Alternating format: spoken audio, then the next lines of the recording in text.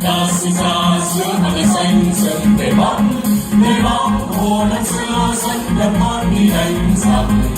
Đảng Bắc sinh ra những người làm áo chúng ta đưa thông tin đến khắp nơi gần xa.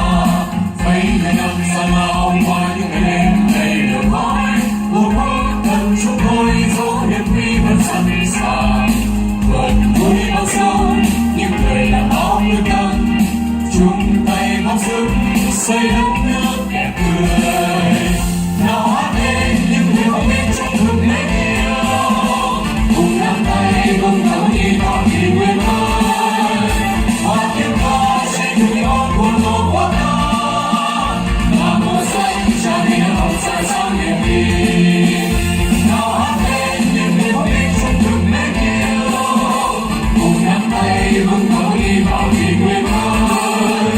Hoa tiếng ca trên những con của tổ quốc ta, là mùa xuân tràn đầy hồng dài sang niềm tin.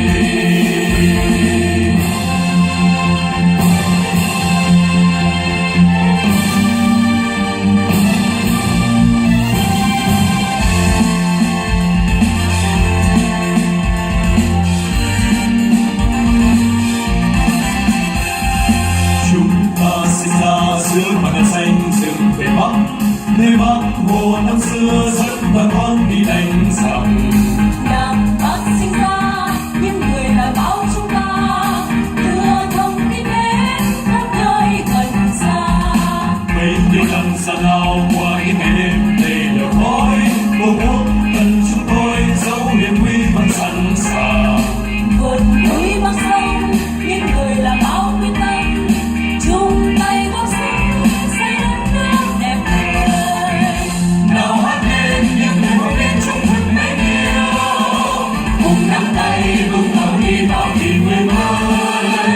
Hoa tiếng ca trên núi bắc của tổ quốc ta, là mùa xuân tràn đầy hồng dài sang niềm tin. Nào hát lên những người không biết trong thực lễ yêu, cùng nắm tay cùng nhau đi vào kỷ nguyên mới.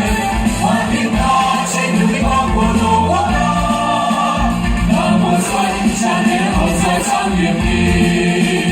Tự hào thay ta là hội viên nhà báo Việt Nam, thân vẻ vang thân tự hào báo chí Việt Nam.